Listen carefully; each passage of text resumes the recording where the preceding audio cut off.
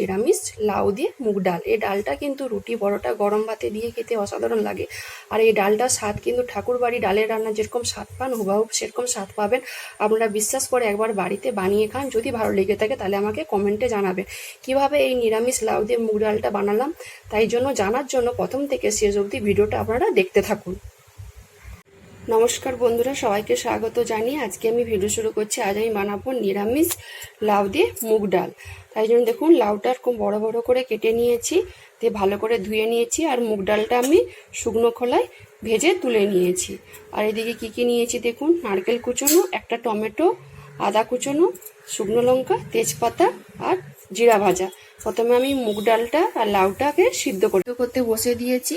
আর এর মধ্যে আমি নুন দিয়ে দিব, ভালো করে ঢাকনা লাগিয়ে আমি সিদ্ধ করে নেব।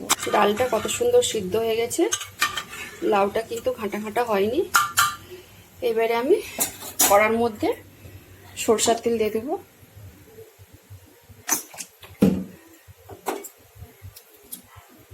ফোড়নে দিব গোটা জিরা, শুকনো লঙ্কা, তেজপাতা। তেলের মধ্যে দিব একটু হিং, আর দিব আদা কুচনো, নারকেল কুচনো। ভালোভাবে একটু ভাজা ভাজা করে নিয়েছি। এবারে দিয়ে দেবো কেটে রাখা টমেটো,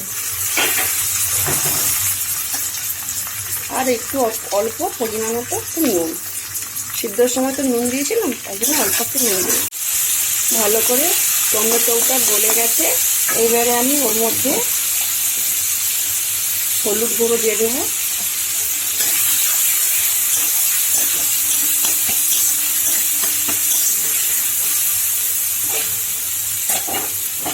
এবারে ডালটা এক চামচ চিনি দেব। নিরামিষ মুগ ডালে একটু চিনি দিলে ভালো লাগে, স্বাদটাও দ্বিগুণ বেড়ে যায়। 2-4 মিনিট আমি ভালো করে ফুটিয়ে নিয়েছি। এবারে আমি ভেজে রাখা জিরে গুঁড়ো দিয়ে দেব, আর 1 চামচ ঘি দিয়ে ভালো করে মিশিয়ে আমি নামিয়ে নেব। আমি জায়গাতে ঢেলে নিয়েছি। আর এই নিরামিষ লাউ মুগ ডালটা খেতে কিন্তু রুটি পরোটা গরম ভাতে অসাধারণ লাগে। আর দেখলেন তো বন্ধুরা কিভাবে বানালাম। যদি ভালো লেগে থাকে তাহলে অবশ্যই একবার বাড়িতে বানিয়ে খাবেন আর আমাকে কমেন্টে জানাবেন। যেসব বন্ধুরা ইউটিউব চ্যানেল থেকে দেখছেন তারা সাবস্ক্রাইব করে দিবেন, যারা ফেসবুক থেকে দেখছেন তারা ফলো করে দিবেন। সবাই ভালো থাকুন।